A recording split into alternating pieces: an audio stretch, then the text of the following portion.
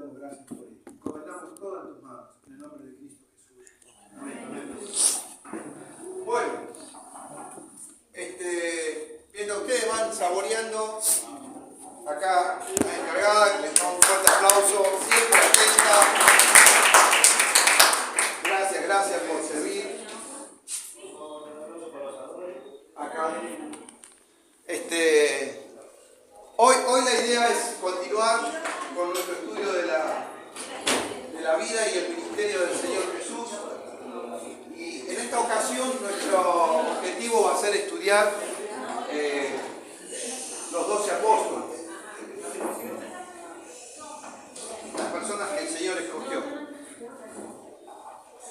Vayan sirviéndose los vasos, el mate cocido, todo. Bueno.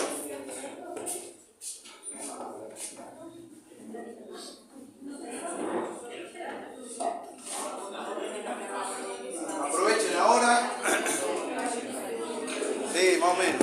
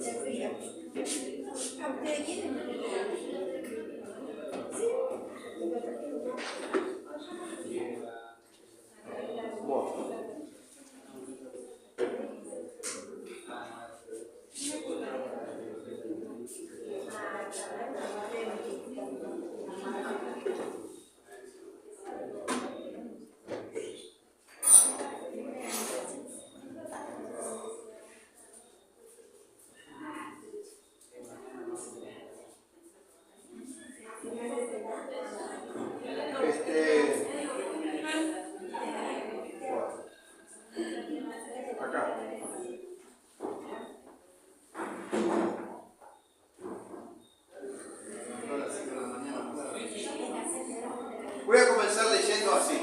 Entonces, la idea nuestra en esta noche es considerar la vida de aquellos 12 hombres que el Señor eligió para que fueran sus apóstoles. Y el Señor los elige de manera que ustedes,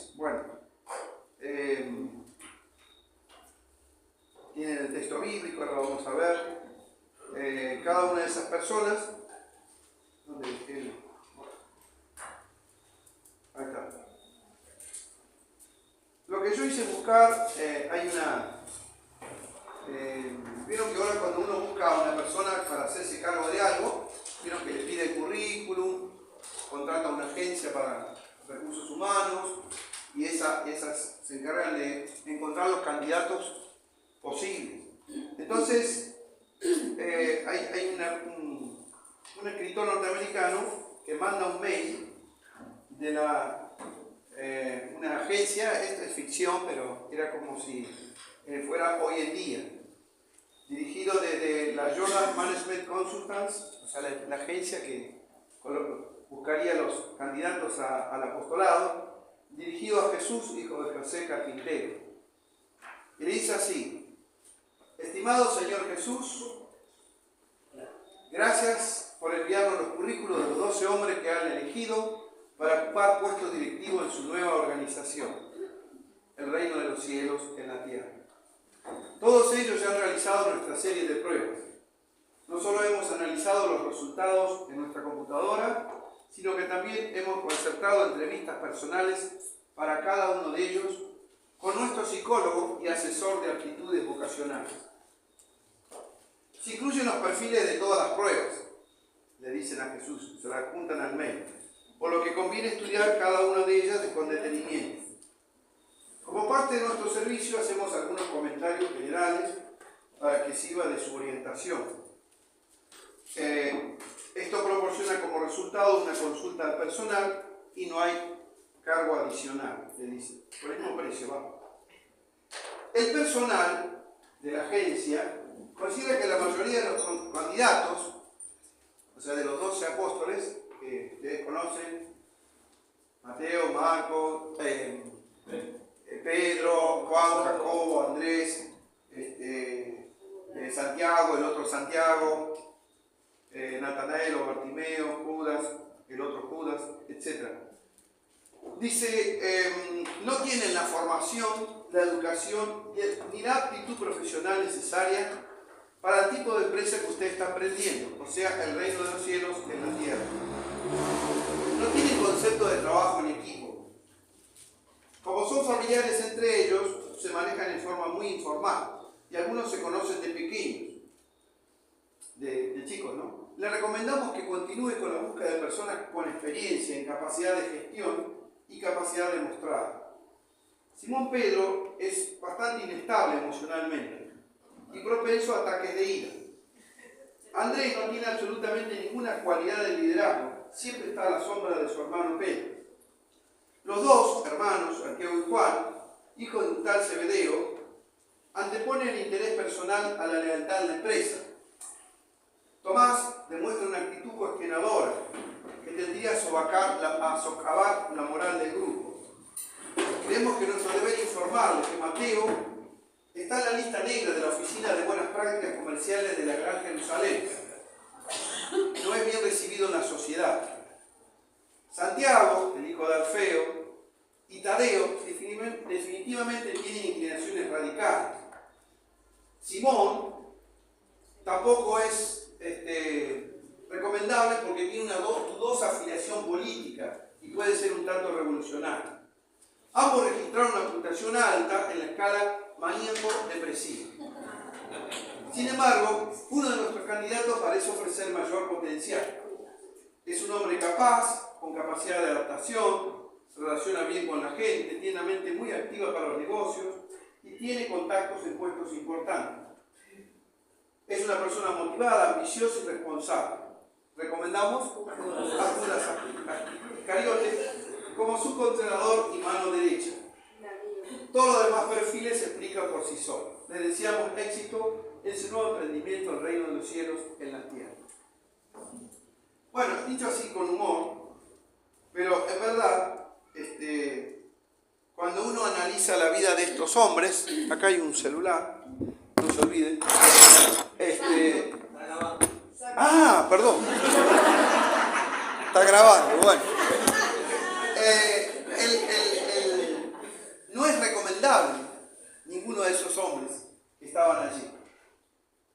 Hemos leído así en chiste, pero en realidad encontramos que el Señor eligió a esos hombres, y les voy a contar un poquito cómo venimos nosotros en el tiempo, en la cronología del ministerio del Señor. Acuérdense que arranca el Señor públicamente cuando se bautiza allí por Juan el Bautista en el Jordán, casi cerca del Mar Muerto, en la desembocadura del Mar Muerto, en el desierto, y el Señor hace su aparición pública. Luego, recuerdan que lo acompañamos a la tentación en el desierto, un buen tiempo, casi 2 meses, 40 días, y el Señor vuelve. Para ese momento nos ubicamos en Juan capítulo 1, donde el Señor se encuentra con algunos, y según Juan nos cuenta, el evangelista Juan, dice que cuando Juan el Bautista lo ve al Señor y lo bautiza, dice, he aquí el Cordero de Dios que quita el pecado del mundo, y entonces invita a sus propios discípulos a que sigan al Señor. Lo dejan a Juan el Bautista y comienzan a seguir. En ese pequeño grupo, que fueron discípulos de Juan primero por pocos meses, está Andrés, está Juan, luego se agrega Felipe y Natanael. Felipe era de Betsaida, o sea, en la zona de Galilea, al norte, bastante lejos de donde estaban bautizados. Pero esos 4 siguen al Señor. Andrés va y busca al hermano, a Pedro, ¿se acuerdan? Y lo trae, hemos encontrado al Mesías. Y bueno, Pedro viene a ver qué pasa. Aparentemente, como siempre es nombrado Pedro primero, daría la sensación que es mayor que Andrés, en edad, ¿no es cierto? Era la costumbre hebrea que siempre se menciona al más importante o al mayor. En ambos casos, Pedro aparece allí. Felipe va y lo busca al otro, a Natanael, ¿se acuerdan? Y lo trae. Y Natanael pareciera un poco más preparado que el resto, porque conocía la profecía y le dice: de Nazaret puede salir algo bueno. O sea, conocía la actualidad de Nazaret, pero también conocía a los profetas que debían salir de otro lugar, con lo cual da a entender que el Mesías no podía salir de Nazaret, tenía que salir del lugar, según nos dice, de la tierra de Judá. Entonces, pero Natanael va y le sorprende cómo lo recibe el Señor. ¿Se acuerdan cómo lo recibe? Un valerdo israelí. Y él le dice: ¿de dónde me conoces? No es de la agencia de colocaciones, de algún lado me conoces. Y él le dijo: cuando estaba debajo de la higuera te vi. Y se queda sorprendido. Y entonces le cuenta algo extraordinario del texto que leemos así. Capítulo 1 de Juan, versículo 35 al final, está todo esto que yo le vengo relatando, que por razón de tiempo vamos a leer la parte final. Y le dice: ¿de dónde me conoces? Capítulo 1, verso 48 del Evangelio de Juan. Antes que Felipe te llamara, el Señor supo que Felipe iba a llamarlo. Cuando estaba debajo de la higuera, te vi. Respondió Natanael y le dijo: Rabí, tú eres el Hijo de Dios, tú eres el Rey de Israel. Respondió Jesús y le dijo: porque te dije, te vi debajo de la higuera, ¿crees? Cosas mayores que estas verás. Y le dijo: miren esto sorprendente. De cierto os digo, o de verdad, de aquí en adelante, o sea, a todos les dice esto, no solamente a Natanael, veréis el cielo abierto y a los ángeles de Dios que suben y descienden sobre el Hijo del Hombre. Esta escena nos hace remontar a una escena muy antigua de Génesis. ¿Se acuerdan cuál es? Jacob. Que se acuerdan que se duerme en la piedra y él dice: casa de Dios y puerta del cielo. Y ve una escalera que los ángeles bajan y suben. Pero lean el texto, a ver cómo es. Génesis cuenta que bajan y suben los ángeles. ¿Acá qué dice? Suben y bajan. El orden es invertido. O sea, el centro ahora es en la tierra. ¿Por qué? ¿Quién está? Está el rey del reino. Está acá. Es el Señor. Los ángeles ahora van y vienen. No es como Jacob, que bajaban y subían. Todavía estaba allá el centro de operaciones. Jacob era nada más que un siervo, uno más. Pero aquí está el Señor. Entonces, con eso le da un mensaje a los discípulos. Qué diferente. Ellos conocían la historia de Génesis. Conocían, por eso le dice: te vi debajo de la higuera. Pero ahora hay algo más importante que eso. Está el Señor en medio de ustedes. Y ellos mirarían para todos lados, no veían un solo ángel. Pero sí lo ven al Señor, que era lo importante. A partir de ahí comienza una etapa del ministerio del Señor. ¿Cuándo ocurre esto? El Señor se va. Viene la boda de Caná de Galilea, hace su primera entrada en Jerusalén, capítulo 2 de Juan, y él irrumpe esa escena en el templo. ¿Se acuerdan que tenemos la primera purificación del templo, después hay una segunda al final de su ministerio? Aquí nos encontramos al comienzo de los 3 años. Los discípulos después se van, porque nosotros tenemos la idea de que el Señor, cuando convoca a los 12, lo hace al principio del ministerio. Y no es así. Ahora vamos a ver. En esos 3 años que el Señor, y sabemos que son 3 años porque hay 3 Pascuas, una por cada año que se menciona, 2 en los sinópticos y una tercera que aparece en el Evangelio de Juan. Por eso podemos sacar que son casi 3 años. Y como la Escritura dice que él tenía como 30 años cuando empieza el ministerio, por eso decimos 33 años en la crucifixión. De ahí sacamos la edad. Hay 2 cosas que tenemos que salvar. En primer lugar, esos 3 años él comienza con un año de popularidad, que es el primer año, donde él se hace conocido.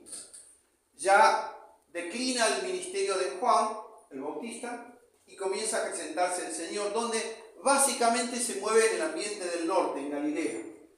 Hace un viaje a Jerusalén, como al comienzo vemos, hizo su presentación representación oficial.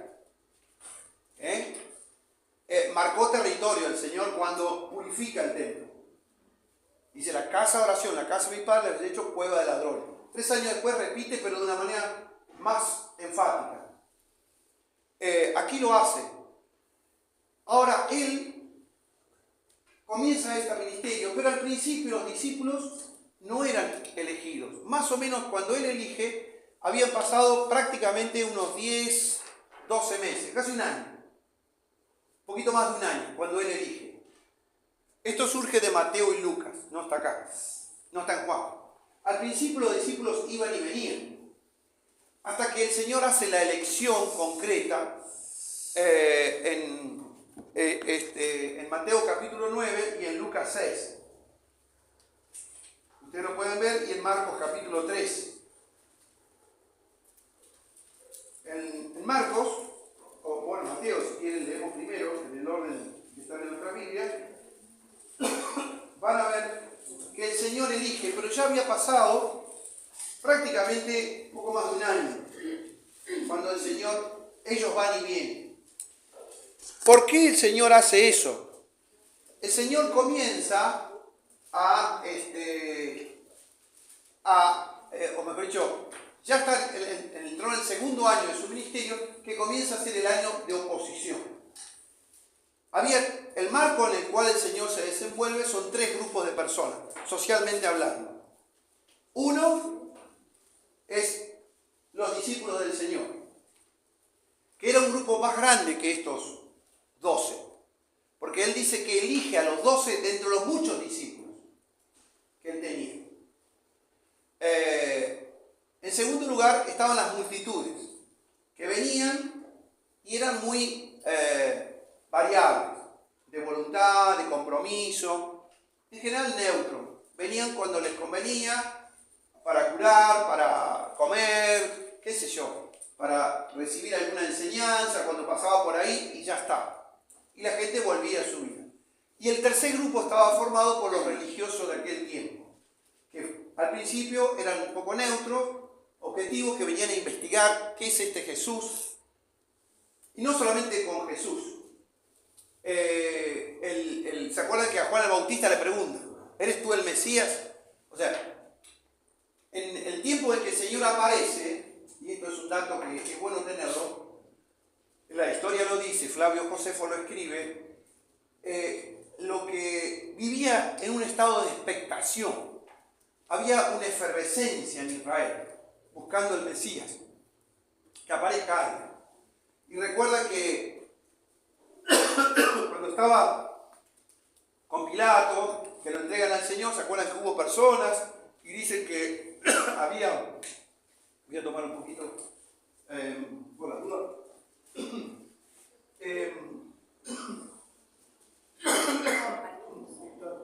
Había algo, estaba Barrabás, un candidato, ¿se acuerdan?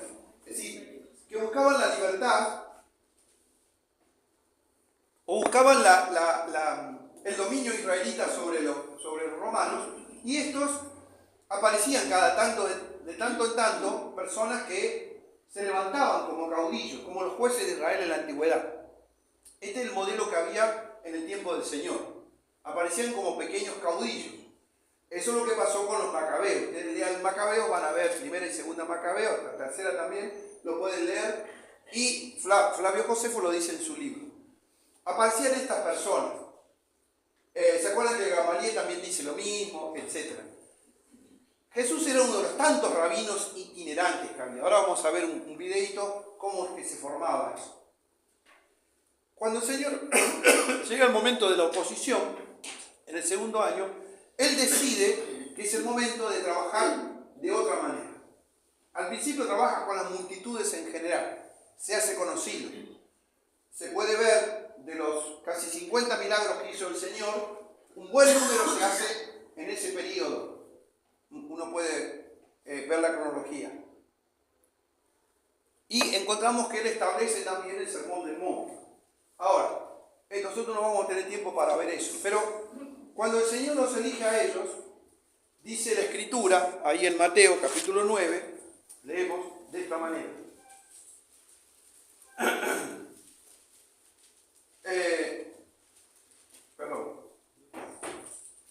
llamamiento de pasando Jesús de allí, vio un hombre llamado Mateo, 9:9, que estaba sentado al banco de los tributos públicos y le dijo, sígueme.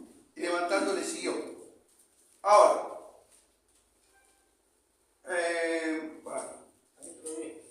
en el capítulo, el Señor elige, capítulo 10, bien, al siguiente. Llamando a sus 12 discípulos, les dio autoridad sobre el espíritu inmundo para que lo echasen fuera. Y quiero decirles esto, cada evangelista, de las 3 listas que hay, los sinópticos, no el evangelio de Juan, presenta el llamado del Señor de acuerdo a los intereses de su evangelio. Mateo lo presenta con fines de Israel. Le importa la autoridad de aquellos hombres.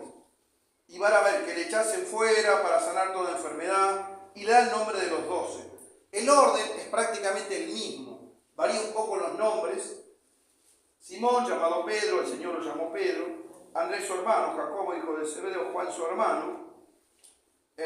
Juan, Ben Jacobo es primero, aparentemente es mayor. Felipe, Bartolomé, Tomás, Mateo, el publicano. Jacobo, hijo de Alfeo, Lebeo, sobrenombre Tadeo, Simón el cananeo y Judas Iscariote, el que también le entregó. Y ahí les ordena. En Marcos capítulo 3 vamos a ver una pequeña variante. Y dice que subió al monte, aquí ya no, que no está en Mateo este dato, llamó así a los que él quiso y vinieron a él. Marcos 3:13. Y estableció 12 para que fuesen con él, estuviesen con él y para enviarlos a predicar. Y ahora agregar lo que Mateo agregó, y que tuvieran autoridad para sanar enfermedades, para echar fuera demonios. Enumera. Simón siempre a la cabeza, va primero, es el líder. A quien puso por sobrenombre Pedro, Jacobo, hijo de Zebedeo, Juan, hermano de Jacobo, a quienes apellidó Boanerges, esto es hijo del trueno. Acá cambia el orden, Andrés aparece después en cuarto lugar, Felipe sigue, Bartolomé, Mateo, Tomás, hijo de Jacobo, hijo de Alfeo, Tadeo, Simón el cananeo, Judas Iscariote, el que le entregó, y vinieron a casa. Bueno, ahí está. Esto sucede en Galilea. Vemos el movimiento en un monte, en las afueras, y en Lucas, capítulo 6, si no hago mal la cita, sí, capítulo 6, verso 12, agrega algo distinto. No solamente un monte, Mateo nos agrega la autoridad que les dio, los invistió, aparece la lista. Marcos agrega para que estuviesen con él y para enviarlos a predicar, y que fue un monte. Pero Lucas agrega una cosa, lo previo. En aquellos días él fue al monte a orar y pasó la noche orando a Dios. Y cuando era de día, llamó a sus discípulos y escogió a 12 de ellos. O sea, evidentemente había un grupo grande, no sabemos si eran 50, probablemente eran 70, 80, 100. Sabemos que hubo 70 porque él los envió de 2 en 2, así que por lo menos 70. Y de esos eligió a 12. Hay una película, la basada en el libro de Lucas, que está bien retratado ahí, que hay una multitud que el Señor les llama y va nombrándolos y van pasando al frente. Y ellos se sienten contentos por esa convocatoria que les hace. Hasta ahora, hasta este tiempo, los discípulos iban y venían. Cada uno seguía con sus actividades y cada tanto se juntaban. Pero a partir de ahora, están permanentemente con él. Viajan con él. Esos 18 meses prácticamente que están con él, ellos en un momento dicen, hemos dejado todo, ¿se acuerdan? Hemos dejado la casa, el trabajo, todo, y te hemos seguido. Porque le habla del reino de los cielos, el premio que le da a otro, y si nosotros qué. Y él les dice que le otorga un trono a cada uno de ellos, que van a juzgar a las 12 tribus. Y acá dice que pasó toda la noche orando. Yo me tomé el trabajo de ver qué es esto de la noche orando. La idea es que el Señor pasó entre 10 y 12 horas orando.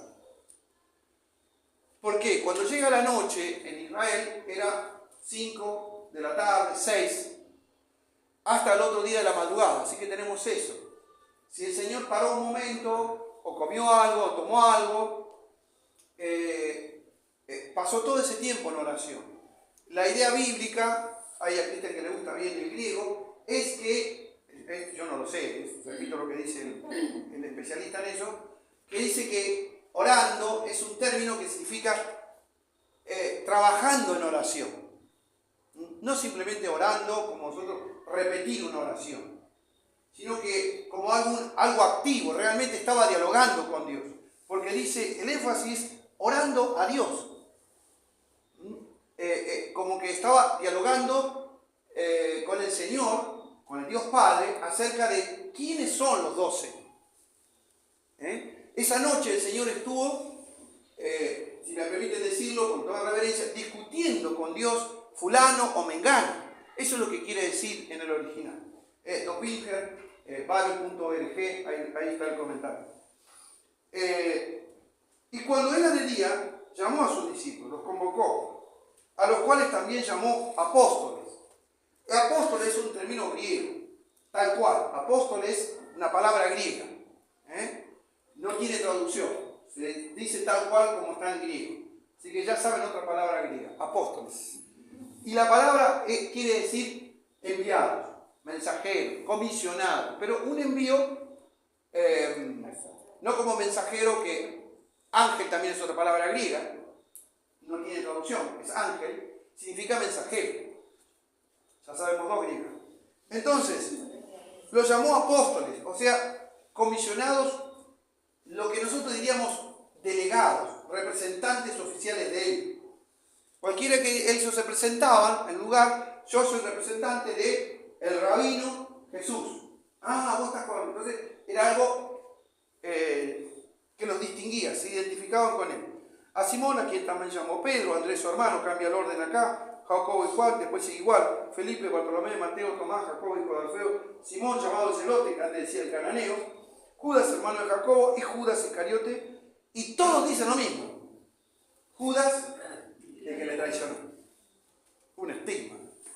Judas pasó a la historia, sí, pobrecito. Y descendió con ellos, y se detuvo en un lugar llano, en compañía de sus discípulos, una gran multitud de gente de toda Judea, de Jerusalén, bla, bla, bla, bla. La cuestión es que este mismo orden aparece en Hechos, y se agrega Matías al grupo. ¿Qué decimos con esto? Luego de eso pasar, lo que a mí siempre me intrigó es saber un poco la vida de estos hombres. Y les voy a decir algo. Vamos a ver dos videitos cortitos, pero antes les quiero mencionar qué características tenían en común. Algunos de ellos eran parientes entre sí, algunos eran hermanos. Pedro y Andrés, Jacobo y Juan. Otros tenían Felipe y Natanael, no sabemos si eran hermanos, pero sí se conocían, eran amigos. Es decir, y la mayoría eran galileos, salvo Judas, que era de Iscariote, que no era de la región de Galilea. Algunos, como Jacobo, Andrés, Pedro y Felipe habían nacido en la misma ciudad, Betsaida, un pueblito, así que se conocían. Corrían, jugaban al fútbol, corrían con los alemanes, todos juntos de chiquitos se conocían en el barrio. O sea, el Señor cuando los elige, uno descubre que había ciertas afinidades en algunos de ellos. En otros no. Eran totalmente opuestos.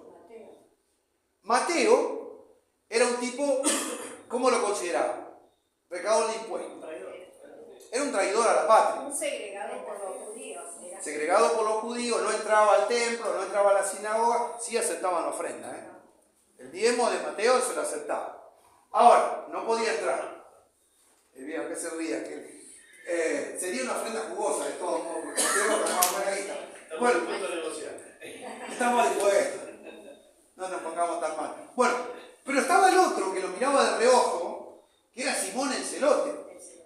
Ese era un revolucionario, era el brazo armado de una facción política que buscaba la liberación de Israel. Era un tipo, un terrorista casi. Entonces vos tenés un Mateo que no tenía nada que ver, con un celote que no tenía nada que ver, otros que eran de Galilea, que tenían una cultura, una forma de hablar distinta a Judas, que era de otra región, que era el más astuto, porque los engañó durante esos 2 años a todos, no al Señor, porque el Señor lo sabía, Después ellos se dieron cuenta y lo repiten siempre. Este nos traicionó, este nos traicionó, este nos traicionó. Lo decían siempre. Judas Iscariote nos traicionó. Entonces, es decir, ya aprendieron, se quemaron con leche y lo repetían. Ahora, Judas era un tipo muy vivo.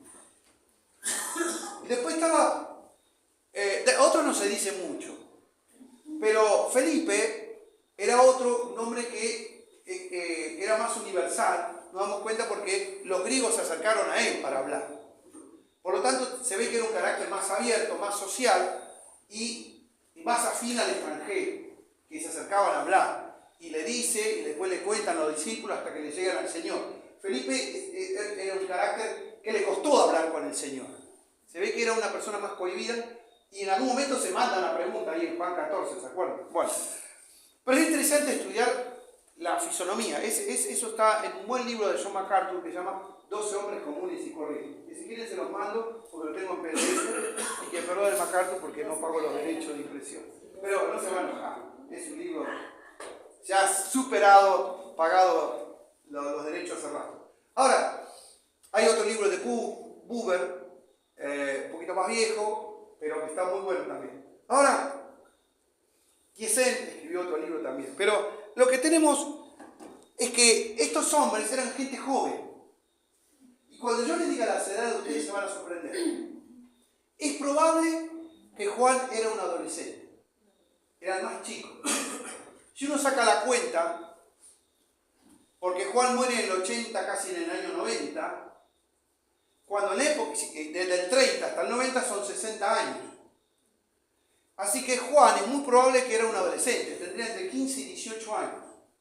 Ya en aquella época la gente maduraba más rápido que hoy, se hacían hombres más rápido porque tenían que laburar, etcétera, etcétera.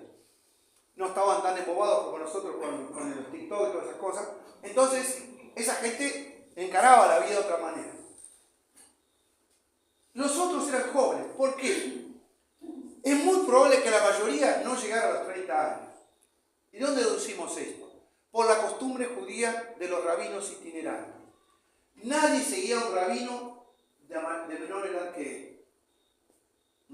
Los rabinos itinerantes generalmente eran mayores que los discípulos al cual ellos se incorporaban. Generalmente no. Siempre era así. Entonces, nos damos cuenta, si el Señor tendría 30 años, los discípulos tendrían menos. ¿Cuánto menos? Había uno que era casado. ¿Quién era? Pedro. Era el único desgraciado del grupo. Era casado. Los otros eran todos felizmente solteros. Pero ¿qué pasaba? Estaban allí y por lo tanto es probable que Pedro sea un poco el mayor de todos. Y le daba la autoridad porque estaba casado. Y tenía una enorme autoridad porque la suegra lo quería, porque lo curó, después la suegra lo llevó al maestro. Entonces Pedro estaba a las anchas. Lo que pasaba, los otros, y eso notamos, que el Señor elige a uno casado como líder. Increíble. Justo ese es el líder. Su carácter, y posiblemente era de mayor edad. Después estaban los otros. Es muy probable que los otros tendrían entre 20 y 25 años. Y hay varias referencias allí, que ahora no tenemos tiempo para verlo, pero yo se los podría pasar. ¿Cómo se deduce la edad de ellos? Pero hay una cosa notable que quiero que vean. Es este primer video que espero que se note bien el audio, que es un poquito, son unos 7 minutos más o menos de audio. Esperemos que se vea bien.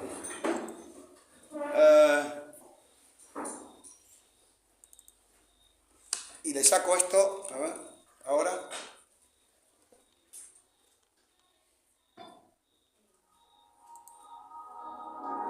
Pero acá quedó. Ahí está. Sí, porque yo le puse. Sí, pará. Sí, espera, estaba apagado. Espera un ratito. Sí. Yo te apago la otra luz cuando. Ahora se ve mejor. Paren que. Ahí va.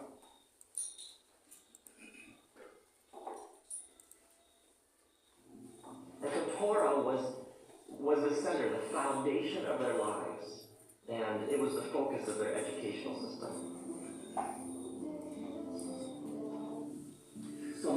Hay que leer, así que around the age no of sé si... 6 would go to school for the first time to learn the Torah. They'd probably be held in the local synagogue and be taught by a local Torah teacher who was a rabbi. This first level of education was called Beit Sefer and lasted until the kid was around 10 years old. In Beit Sefer, most kids would memorize the Torah and by the age of 10 have the Torah by heart. Every word. Genesis, Exodus, Leviticus, Numbers, Deuteronomy, memorized.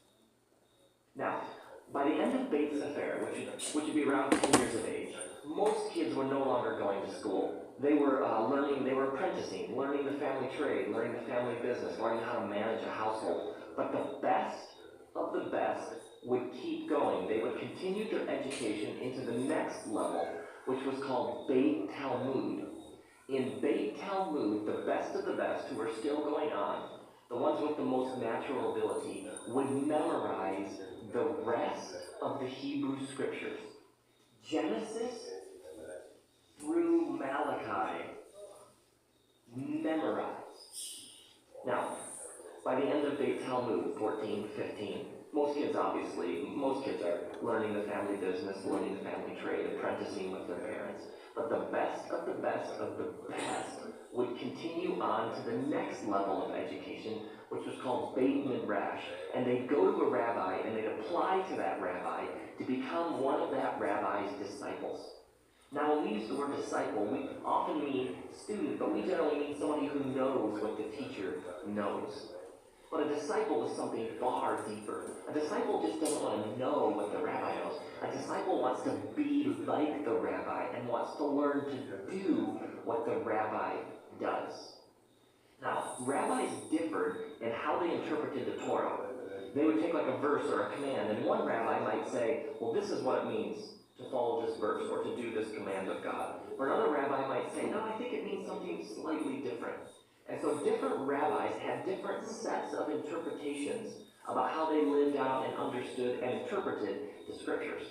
Now, a rabbi's set of interpretations was called that rabbi's yoke. So when you went and applied to a rabbi to become one of that rabbi's disciples, what you wanted to do is you wanted to take that rabbi's yoke upon you so that you could learn to know what the rabbi knows in order to do what the rabbi does, in order to be like the rabbi. So you go to a rabbi and you say, Rabbi, I want to become one of your disciples. The rabbi would then grill you. The rabbi would ask you questions about Torah, questions about the prophets, questions about the oral tradition, because the rabbi wants to know, can this kid sit in front of me? Can this kid do what I do? Can this kid spread my yoke? Does this kid have what it takes? So the rabbi would fire off all these questions and grill the kid. And if the rabbi thought this kid's good, this kid loves God, loves Torah, but this kid isn't the best of the best of the best, the rabbi might say to the kid, you obviously love God and you obviously know the Torah, but you don't have what it takes to become one of my disciples. And so the rabbi might say something like, go and continue learning your family trade. Continue plying your family trade. But if the rabbi thinks this kid has got it, I think this kid could do what I do, the rabbi would say to the kid, come, follow me. And so you would leave, as this 14, 15-year-old kid, you would leave your family, your friends, your synagogue, your village, and you would devote your entire life to being like your rabbi, learning to do what your rabbi does. This is what it means to be a disciple.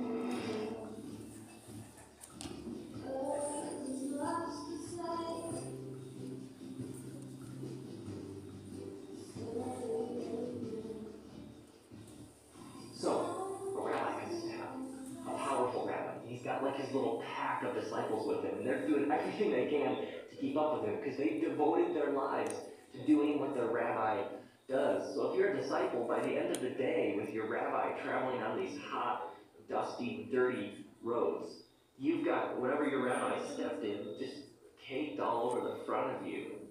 So this saying developed among the wise men in the sages. You would say to a disciple, you'd say, may you be covered in the dust of your rabbi.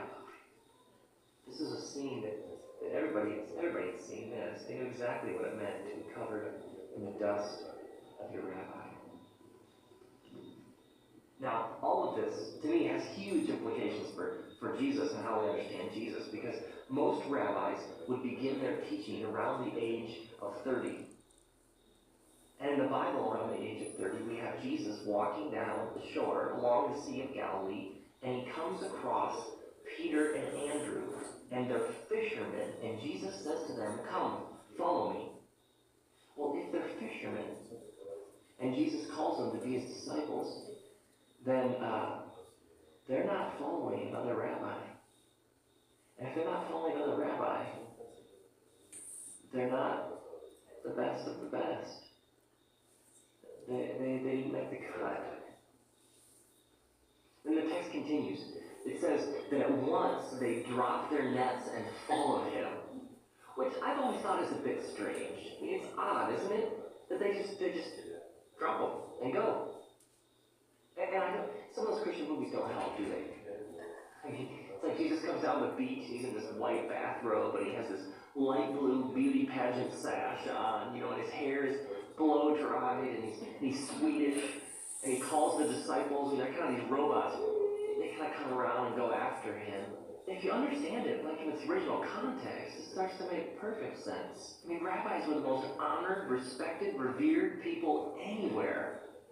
I mean, the best of the best of the best are the only ones who got to be rabbis. And this rabbi comes down the beach and says to you, "Come follow me." Well, what's he really saying? What he's really saying is, I think you could do what I do. I mean, he's saying you can be like me. Of course you drop your nets and follow him. And then the text even continues. It says that he comes across James and John, and they're fishing with their father Zebedee. Now, if they're fishing with their father, right, they're apprentices, they're learning the family business. And if he calls them to be his disciples, and they're not the disciples of some other rabbi. So, James and John are not good enough. They didn't make the cut either. They aren't the best of the best. And how old are they? 15? 16? I mean, 20? These are not old men, they're young.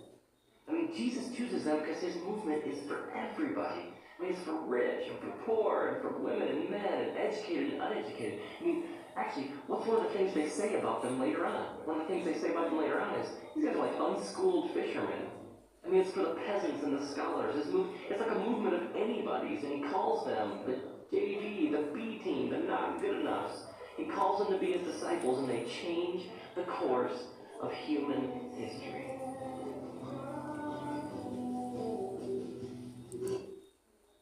Bien. Hasta ahí. ¿Se entendió? ¿Cómo? Cuénteme qué entendieron, a ver si se logra transmitir. Que los niños tenían ciertos niveles en base a lo que iban aprendiendo. Perfecto. Que Y había cortes.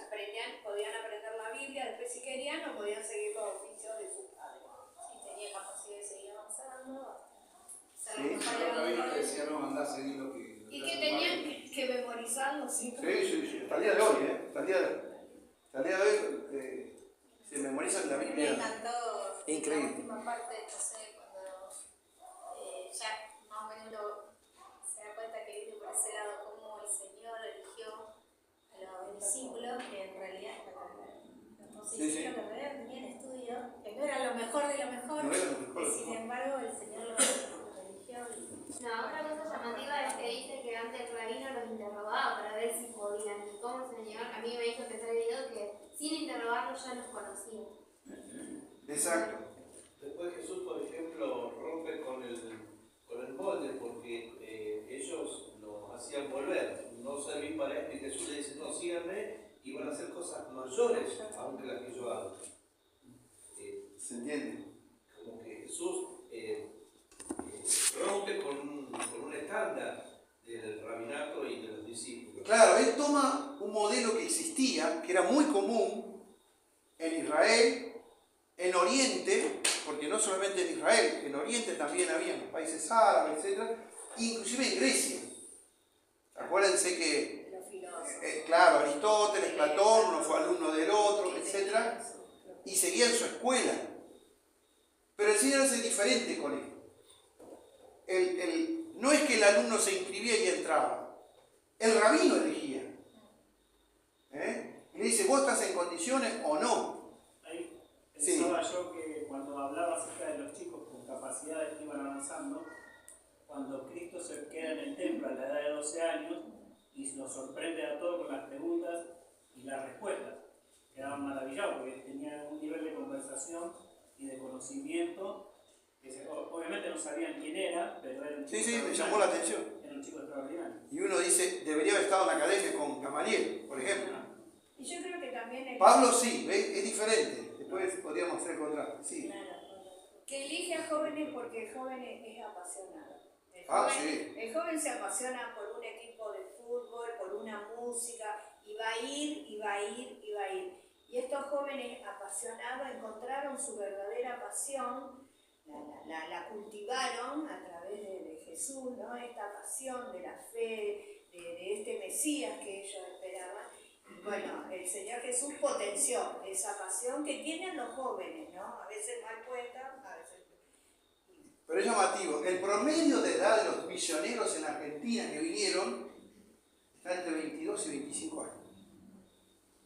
Hace 150 años atrás. Es más, yo conocí una misionera de Nueva York, Florencia, que vino a la obra a los 18 años, desde Nueva York. Sin saber nada. Y estuvo ahí en el hogar de Quilmes, y después se casa con el doctor Percival Hamilton y sigue su ministerio. Pero no hay duda que el Señor, ¿vieron lo que dice? Comenzaban los rabinos a los 30 años.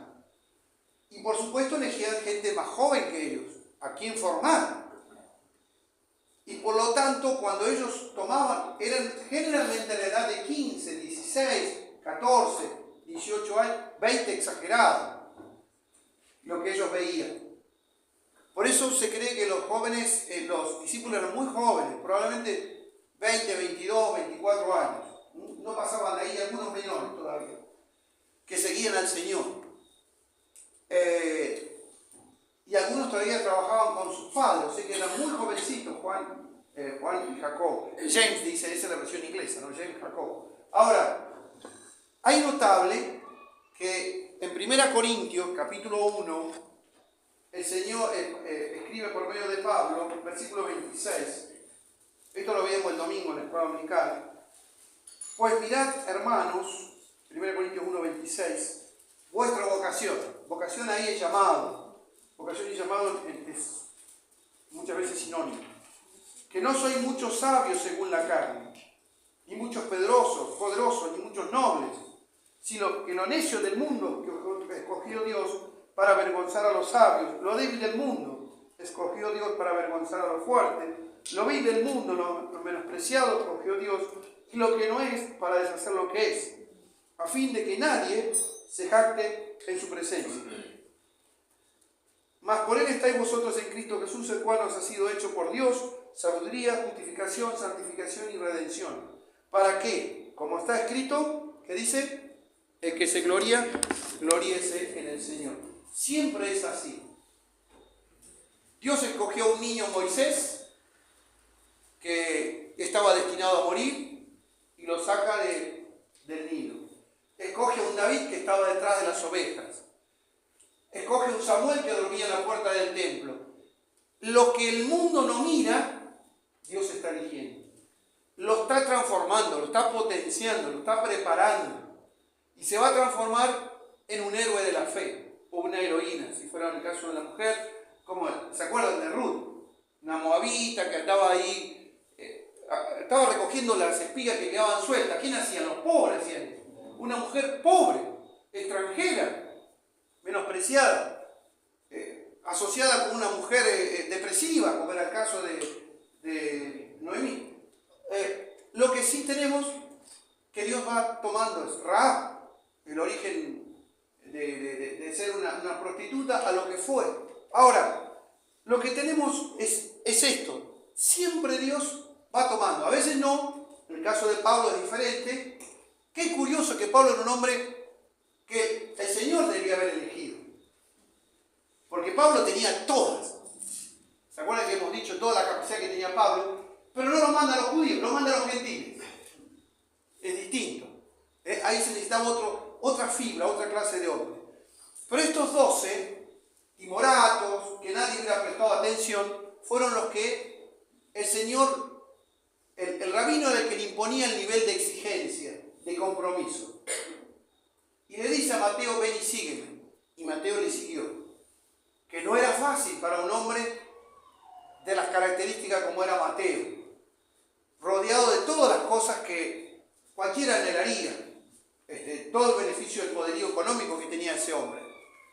Pero Zaqueo, Mateo no fue el único publicano, Zaqueo también, ¿se acuerdan? Había otros discípulos que no estaban contados entre los 12.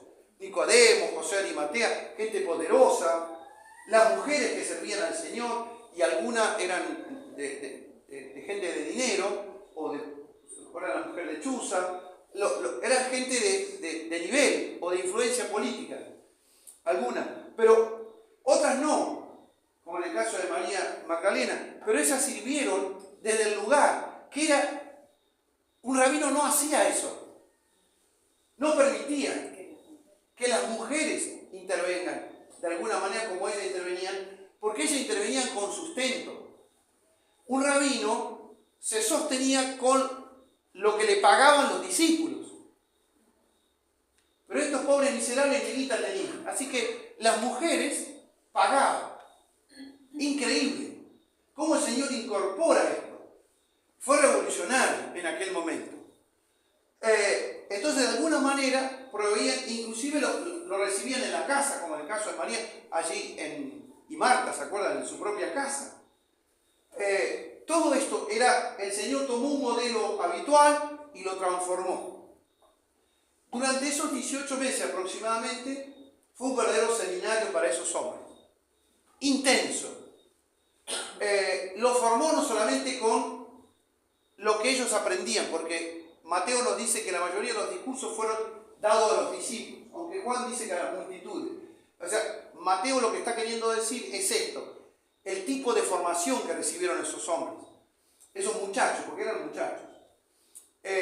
Y como todos muchachos, como dice Fabiana, tenían sus falencias, sus debilidades, pero también su fortaleza que el Señor veía. El Señor distinguía a esas personas. ¿Recuerdan cuando vio al joven rico, y vio y lo amó?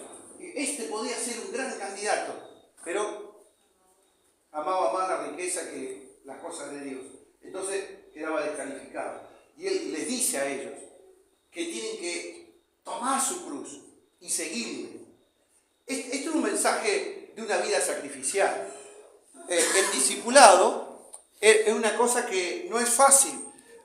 No sé qué hora es, si quieren hacer un corte o... no sé dónde dejé mi celular. Acá. 9:05, vamos. ¿Quieren que hagamos un cortecito? ¿O seguimos adelante? Bueno, entonces acá hay uno chiquitito que yo tengo sobre... Esto es el discipulado.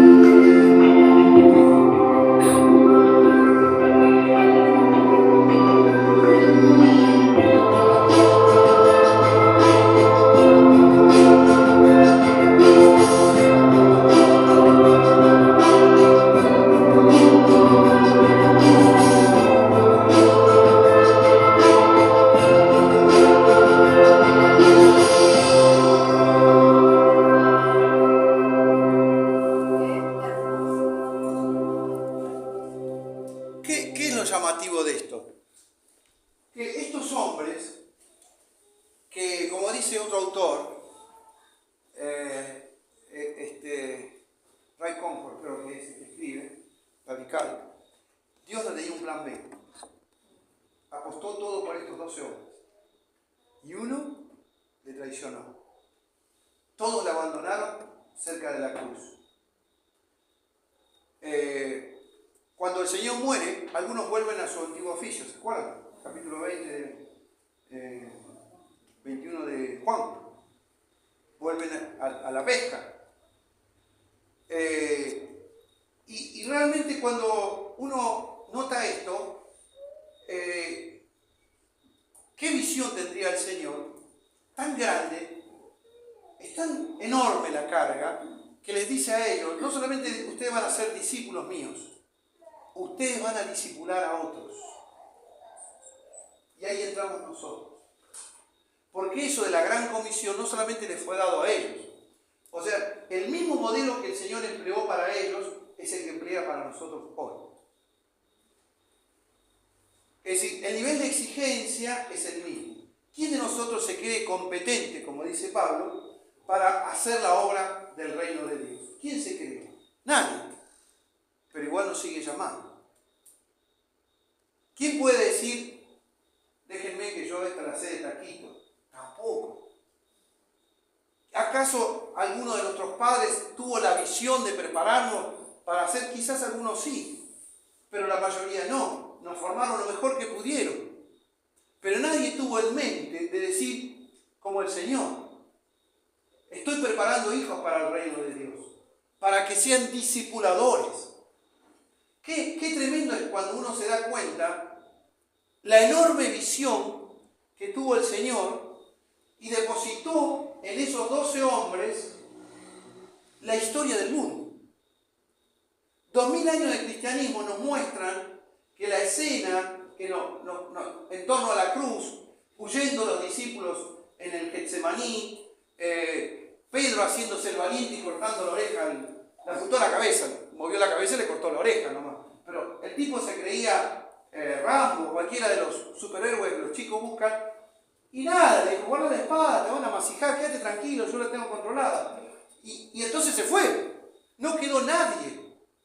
Si uno se quede con el evangelio el final de cada evangelio, se queda en la cruz, diría, el Señor fracasó. Pero cuando seguimos después de la resurrección, encontramos que el modelo de Jesús, no, fue un éxito tremendo. Tal es así que Efesios capítulo 3, versículo 2, nos dice que la iglesia se edifica sobre el fundamento de los apóstoles. Es decir, es algo extraordinario. Que la Nueva Jerusalén tiene como cimiento, ¿qué cosa? Los 12 apóstoles. Entonces, el modelo del Señor fue tremendamente exitoso. El mundo no piensa en eso. Yo que estudiaba administración, ahora ya no me dedico a eso, pero cuando estudiaba y daba clases en la facultad, recuerdo haber encontrado un libro sobre administración, cómo el Señor formó gente.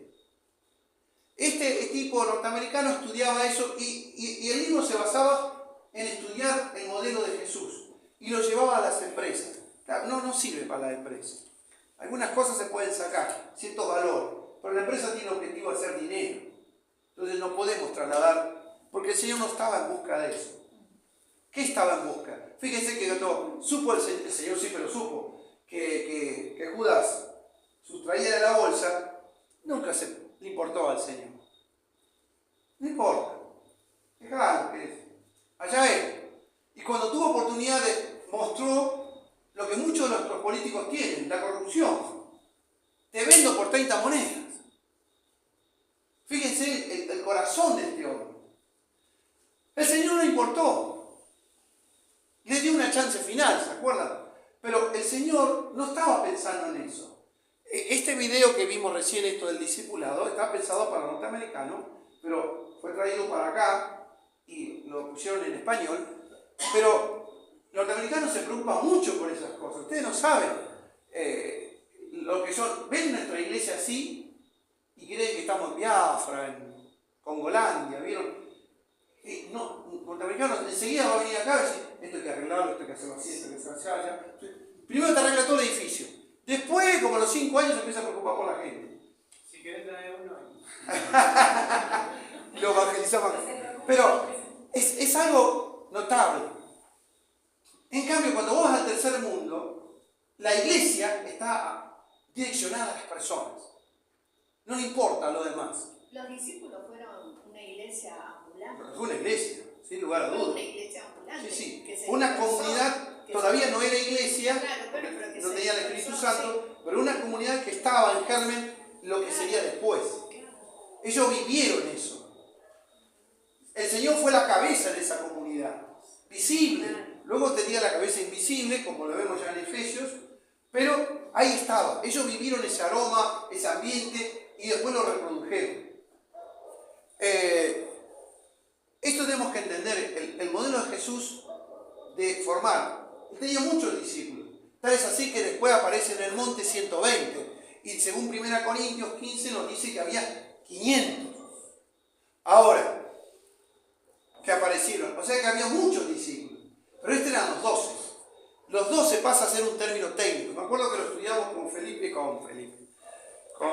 Federico Baulie, cuando estábamos estudiando, varias iglesias nos habían pedido este tema de la predestinación, el libre albedrío y todas esas cosas.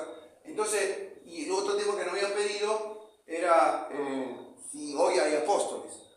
Entonces fuimos y estudiamos con Federico bastante tiempo y nos dimos cuenta que 12, esto fue hace muchos años, era un nombre técnico para indicar que era un círculo cerrado. Eran 12. De hecho, cuando eran 11, ya más los 12 estaban con él. Y faltaba uno, Matías. Yo le seguía llamando 12. Y agregar a Matías, ¿no? ¿Por qué 12? Bueno, yo no tengo tiempo ahora, pero les voy a dejar el apunte. ¿Por qué 12? Y esto se lo debemos a Bullinger, que el número 12 dentro de Israel significaba organización. Y entonces tiene que ver, hay muchos 12 en el Antiguo Testamento.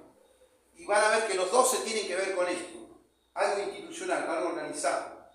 Ahora, lo que yo me quedo más con esto del Señor, de cómo forma a esas personas y cómo las convoca. Cada uno con sus características, cada uno con sus virtudes, pero iban a formar una comunidad. Y cada uno marcó una época en su lugar.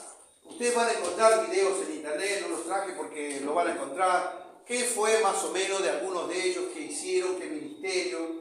La iglesia primitiva recordó y rescató la historia de ellos. Pero estos hombres, lo importante, eran Marcos, nos dice que el Señor oró mucho por ellos, por este grupo, hasta que resolvió quién eran esos 12. El Señor no se equivocó cuando eligió a Judas. Esto, el que escribió, ¿cómo se llama? Esta película del Evangelio de Tomás, bueno, mostrando que Judas fue funcional al Señor y que el Señor, si no estaba Judas, nunca podía haber hecho lo que hizo el Señor. No, el Señor eligió a Judas y se cumple en él la profecía de la casa que va a ser desierta. Ellos lo citaron, después los 11, el que come pan conmigo, el que es mis amigos me traicionó. El Señor lo sabía. Y es toda una advertencia a Israel. Estos 12, uno de los objetivos, dice otro autor, Scott, que eran todo un mensaje hacia el mundo religioso de aquel tiempo. Los que eligen, ninguno tiene relación con el templo. Ninguno tiene relación con ninguna de las escuelas. Fariseos, saduceos, qué sé yo. Ni siquiera escribas, ninguno. Todos, por lo que hemos leído, lo que bien dice Rombel, ahí, que se llama Rombel, ese predicador, tiene un ministerio en inglés, lo que tiene es, eran los descartados. El Señor agarró los descartados. Mi experiencia fue, en el organismo donde yo estoy, hace muchos años hubo un cambio de gobierno, se fue Menem y vino de la Rúa, y todo un cambio revolucionario fue en el gobierno. Yo estaba a cargo del sector, De un plumazo me bajaron un día allá y me tiraron al rincón, prácticamente me mandaban a la calle. Y yo había entrado por concurso, me tenían que pagar para ir. Bueno, y no me pagaban. Entonces, toda la unidad que yo tenía como 100 personas a cargo, me sacaron eso y me dijeron, bueno, ahora tiene 10 personas, va a tener que hacer esta tarea. Cuando yo me di vuelta y vi las 10 personas, me quise matar. Era lo peor del organismo. Era de Judas para abajo. Sí, más o menos. ¿Y ahora qué hago? Y lo hicieron por gusto, porque querían que me fuera. Entonces, yo oré al Señor, me acuerdo, los reuní a ellos y les dije la verdad. ¿Qué tienen en común todos ustedes? Y se miraban, qué sé yo, ninguno se animaba a decir lo que era evidente. Era como decir, tengo un elefante acá adentro del Citroën, que se ve, y todo el mundo sabe. Ahí está el elefante. Hasta que yo les dije, bueno, esta es la verdad. Nos pusieron acá todos juntos, y eso evidentemente que opinan lo mismo de mí que todos ustedes. Yo no estoy mejor que ustedes. ¿Qué vamos a hacer? Tenemos ahí, nos trajeron como no sé cuántas cajas de expedientes que teníamos que poner al día, un administrativo y unos médicos, y teníamos que poner al día todo eso. ¿Ese es mío o no? Bueno, entonces, yo me propuse con ellos todo un método de trabajo, y al cabo de menos de un año estábamos al día. Entonces fui y le dije al gerente. Y el gerente se reía, porque realmente se fue dando cuenta cómo se podía usar, en el buen sentido del término, todo esto que era tan contrario y negativo, volverlo para bien.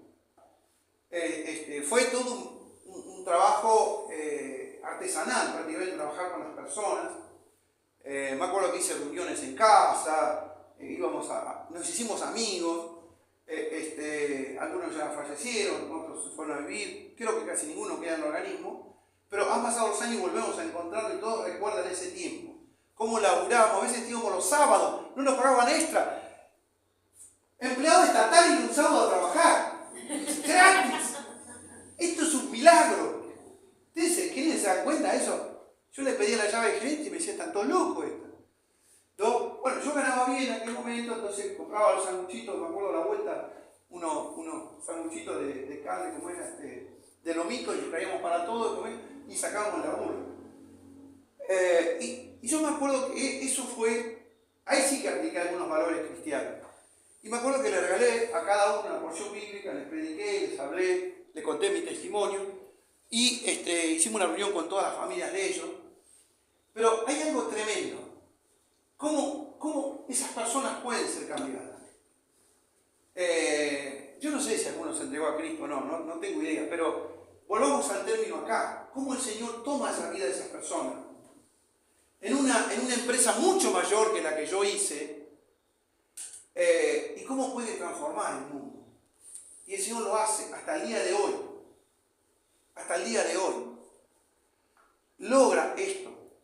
Hay una cosa que, bueno, está grabando, esa parte no la subo, pero bueno, lo digo después, fuera del coso. Háganme acordar. Pero lo que tenemos es muy importante darnos cuenta cómo Latinoamérica fue cambiada. Hay cosas que Latinoamérica, con los evangélicos, ha logrado impactar. Ha creado una conciencia que no existía antes. En los últimos 40 años, especialmente después de las caídas de los militares, a principios de los 80, recuerden que entre el 60 y los 80 la mayoría de los países latinoamericanos eran países gobernados por militares, no eran democracias. A partir de los 80 hay todo un despertar de la democracia, curiosamente. Esto es para estudiar después. Pero el Señor permitió que a partir de ahí los evangélicos tomen un impacto tremendo y crearon una conciencia democrática que no existía antes. Y hoy hay exigencias a los políticos que no existían antes. Y esto yo creo que tiene que ver con el trabajo y el ministerio que hacen las iglesias. No nos damos cuenta. Estamos tan metidos en nuestras cuatro paredes del ministerio que no aprendemos a verlo a nivel macro. Esto me acuerdo que lo hablábamos en una reunión de historiadores cristianos ahí en Chicago, y yo les comentaba, con mi inglés pobre, pero me ayudaba que un hermano traducía, ustedes lo conocen, Luis Mostacero y Claudio Quintero, ellos iban traduciendo lo que yo les iba a compartir. Pero ellos tomaban nota porque no habían notado eso. Yo digo, ustedes noten, Si ustedes miran la historia de los últimos 6 años de Latinoamérica, los mayores crecimientos del Evangelio se da cuando hay ventanas, periodos de democracia. ¿Y saben por qué? También la globalización ayuda a eso. Sí, pero políticamente. Políticamente, ¿por qué? Porque en países como el primer mundo mandaban sus misioneros a Occidente. Y ustedes van a ver ahora florecer ministerios norteamericanos que van a venir ahora por la orientación política del actual gobierno. Y van a poner plata. Y yo sé que va a haber muchos pastores para tratar de agarrar acá. Bueno, lo que tenemos es darnos cuenta que el Señor lee los tiempos. Y el Señor se dio cuenta de esto y toma a esos hombres y los lanza. Y hay unas cositas que quiero decir acá, antes que me olvide, porque ese tiempo pasa. Este era un grupo heterogéneo, habíamos dicho. Ese ministerio del Señor, que fue intenso, y esto marca todo un cambio en el ministerio del Señor, con esos discípulos. A partir de ahí, Él muchas veces los comisiona y son sus representantes y actúa a través de ellos. Y fueron formados no solamente con los discursos del Señor, con las acciones del Señor. O sea, los milagros, lo que Él hacía o dejaba de hacer, con sus intervenciones íntimas, como el ejemplo de Pedro, que estaba ahí sentado al borde del río y no sabía cómo decirle al Señor, nos piden que tenemos que poner la guita para poder acceder al templo y me piden que dé la ofrenda, y el Señor se sienta de una manera muy intimista y charla con Pedro y se está ahogando en un vaso de agua Pedro. Dice, ¿vos quieren ofrendar? ¿Te parece correcto que le pidan al Hijo de Dios ofrendar al Señor del templo? Y no, pero bueno, ¿qué voy a hacer? Bueno, andá, tirá el pescadito ahí, sacalo y vas a sacar una moneda para mí y para vos. Esto para Pedro fue imborrable. Tal es así que la única manera de saberlo es que Pedro lo haya contado, porque no había nadie. Esas son las historias que a la gente le encantan y muestran a un Jesús distinto, a uno que se ocupa de nuestras preocupaciones, que se ocupa de aquellas cosas que nos acorralan en la fe y se siente la presión del mundo religioso, y el Señor le dice, mira, la solución está al borde de la mano, contame y yo te ayudo.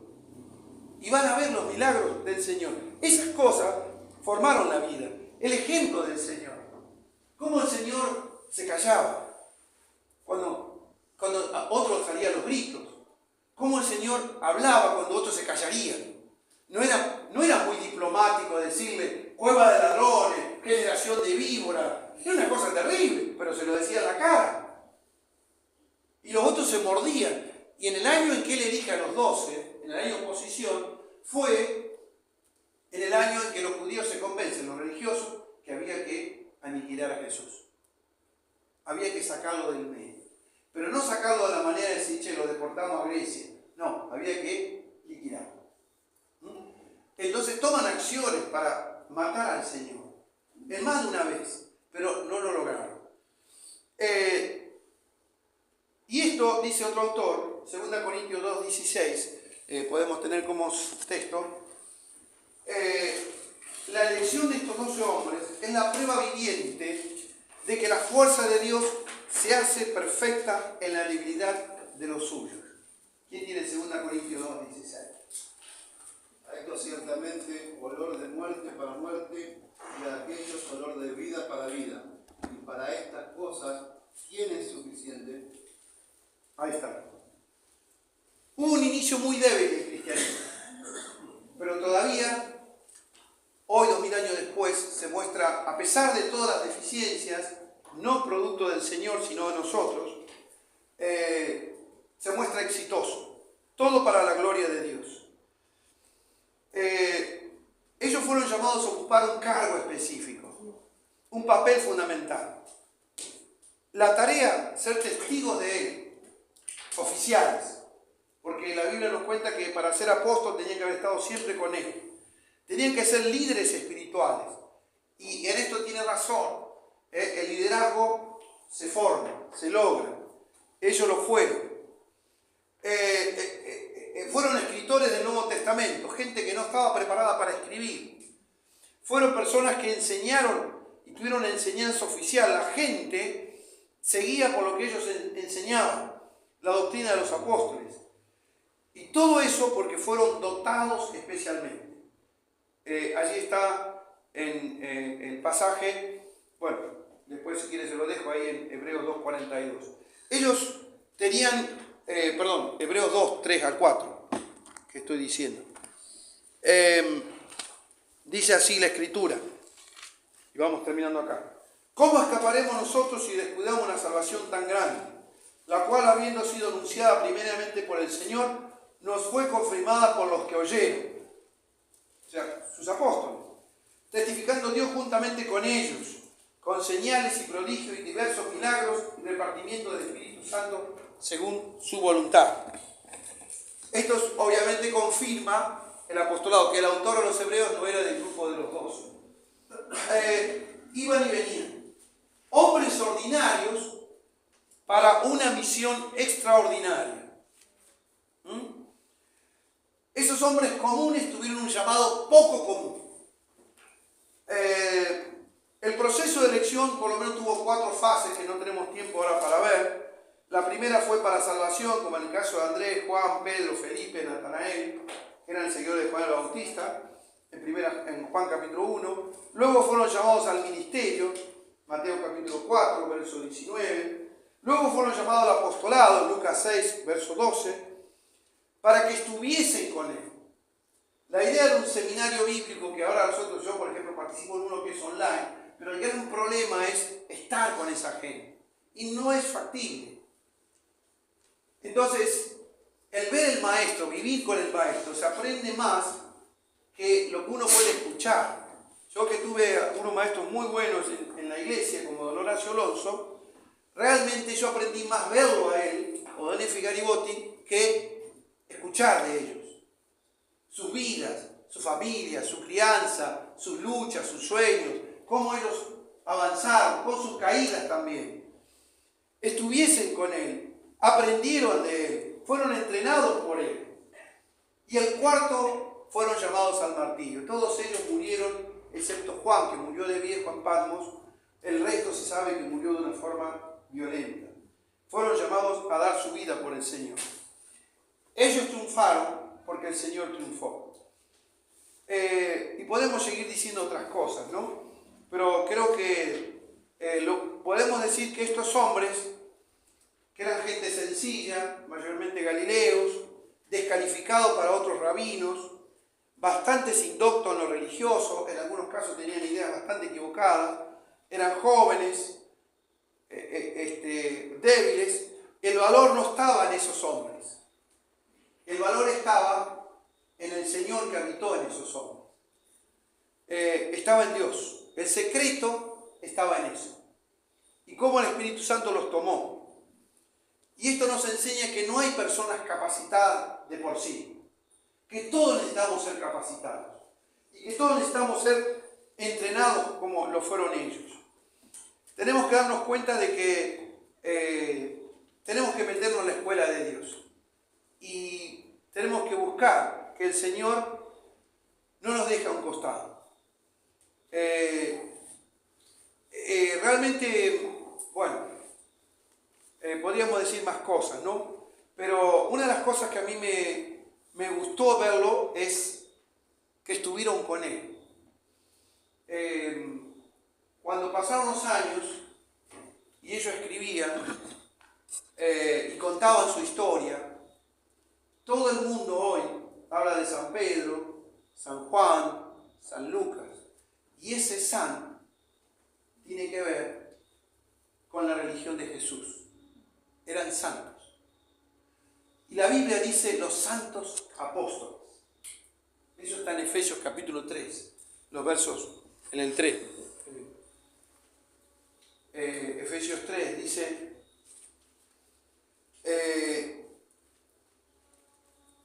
en el 3.5 creo que está.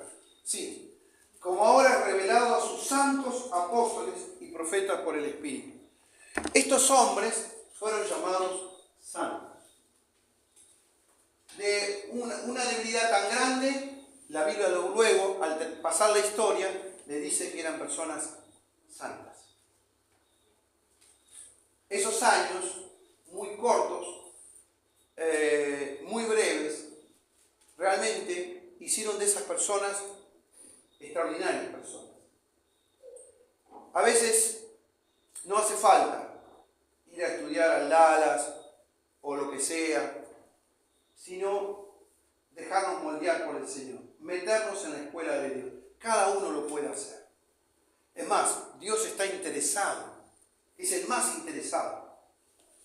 Es un negocio, porque Dios quiere establecer el reino de los cielos en la tierra. Y lo hace a través de sus hijos, y hoy la agencia del reino de Dios es la iglesia, o son las iglesias. Y si hay algo característico, es que cuando Dios mira atrás, hay una escena, bueno, hay un video que no hay tiempo de verlo, pero muestra el momento en que un hombre de Dios, una mujer de Dios que puede ministrar, llega a la presencia de Dios y pasa revista de su vida. Y lo importante es que era santo, no sus logros, sus actividades, sino que eran santos. Tenían que llevar la imagen del celestial. No tanto la acción, que eso está bueno, pero Dios va a buscar esto, porque como decía Watchman Nee, nada puede entrar al cielo sino lo que salió del cielo. Nosotros no podemos entrar tal como estamos. Tenemos que ser transformados por Cristo. Tenemos que llevar la naturaleza de Cristo. Y cuando traspasemos los cielos, dice que todo va a ser quemado. Va a quedar solamente aquello que es de Cristo. Eso va a entrar al cielo. Todos nuestros pecados, todas nuestras debilidades, todas nuestras caídas, el Señor lo va a quemar. Y después entramos. No va a anular nuestra identidad, no va a borrar nuestros recuerdos. Lo va a santificar. Y el creyente entra glorificado, que es el nivel más alto de la santificación, para estar en la presencia de Él. Y en ese tiempo, Dios va a mirar. Y por supuesto, Dios va a mirar nuestras obras, porque van a seguir. Y Dios va a premiar esto. Ser discípulo de Cristo no es un llamado a ser holgazán, sino a ser un tremendo trabajador, tremendo trabajador. Te vas a cansar, pero no desmayéis, dice el Señor, de hacer lo bueno. Hay que seguir. Y cuando pensamos que hemos dado todo, ¿qué dice el Señor? Sigan dando, sigan dando. ¿Amén? Amén. Que el Señor nos bendiga. Vamos a tener, si Dios quiere, la próxima clase, pero ocurre que dentro de 15 días yo no voy a estar en Rosario, si Dios quiere, voy a estar en Buenos Aires, así que va a ser el jueves 10. Si quieren, si no, se reúnen ustedes y dan clase. Sí. De octubre. Y yo creo que por contar con los zapatos. Ah, Sí, yo también también. no sé de quién es. No sé, a lo mejor podríamos ir a... Sí, iba a preguntarle si podíamos ir allá. ¿No les molesta?